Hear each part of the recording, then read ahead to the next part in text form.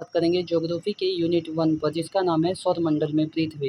इसमें हम बात करेंगे सौरमंडल में पृथ्वी, ग्लोब अक्षांश, मानचित्र और पृथ्वी की गतियों के बारे में। सर्वप्रथम हमारा टॉपिक आता है खगोलीय पिंड क्या कहलाते हैं। तो आसमान में चमकने वाले हर पिंड जो रात में चमकते हैं खगोलीय पिंड कहलाते हैं। ये बहुत विशाल होते हैं, गर्म होते हैं और गैसों से बने होते हैं, जैसे कि सूर्य, तारे, उल्का पिंड, ये सभी खगोलीय पिंड ही हैं। तारे क्या हैं? तो वह खगोलीय पिंड जिनका स्वयं का ऊष्मा और प्रकाश होता है, बड़ी मात्रा में उत्सर्जन करते हैं। सूर्य भी एक तारा ही है। अब तारों के समूह जो होते हैं, जैसे कि बहुत सारे तारे मिलकर तारामंडल कहलाते हैं, ठीक है। और ये इनका एक पैटर्न भी हमें दिखता है सप्तर्षि तारामंडल आकाश में।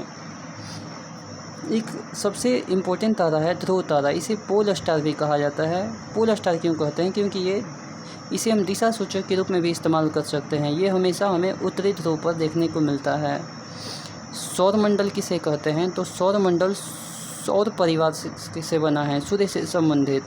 अर्थात एक सूर्य होता है और इसके चारों तरफ 8 ग्रह जो हैं चक्कर लगाते हैं। सूर्य के नज़दीक जो 4 ग्रह होते हैं वे पार्थिव ग्रह कहलाते हैं। बुध, शुक्र, पृथ्वी, मंगल जो हैं ये पार्थिव ग्रह हैं और यहाँ गैस की उपस्थिति बेहद कम होती है। इसके बाद का जो क्षेत्र आता है वो क्या कहलाता है? वो क्षुद्र ग्रह कहलाता है। वहाँ पर कोई ग्रह नहीं होते हैं, मात्र टूटे फूटे कुछ उल्काएँ होती हैं। फिर इसके बाद आता है गैसीय पिंड में बृहस्पति, शनि, अरुण और वरुण है। ये काफ़ी विशाल होते हैं और गैसीय होते हैं। शुरू से अगर बात करें तो सौरमंडल के केंद्र में सूर्य है और ये पूरे सौरमंडल के ऊष्मा प्रकाश का अल्टीमेट सोर्स होता है। इसकी संरचना गर्म गैसों से बनी है, हाइड्रोजन, हीलियम इत्यादि से। अब इसके चारों तरफ जो गैस ग्रह होते हैं, प्लैनेट्स होते हैं, वो स्वयं की ऊष्मा प्रकाश नहीं रखते हैं। वो तारे या फिर सूर्य के प्रकाश से ही प्रकाशित होते हैं और सूर्य के चारों तरफ निश्चित कक्षा में घूमते हैं। इनका क्रम से अगर हम बात करेंगे तो जैसे कि है बुध है, शुक्र है, पृथ्वी, मंगल, बृहस्पति, शनि, अरुण, वरुण इत्यादि ग्रह हैं। इसके अलावा एक और भी ग्रह था जिसका नाम था प्लूटो या फिर यम ग्रह। इसमें 2 ग्रह अगर देखें तो बुध जो है सूर्य का सबसे नज़दीकी ग्रह है। ये 88 दिनों में ही परिक्रमा करता है। और वलय अगर बात करें, जैसे कि रिंग होते हैं, वो केवल बृहस्पति, शनि और अरुण के चारों ओर पाए जाते हैं। ये गैसीय मलबे की पट्टियाँ होती हैं। अब हम बात करते हैं अपने स्वयं के ग्रह पृथ्वी को।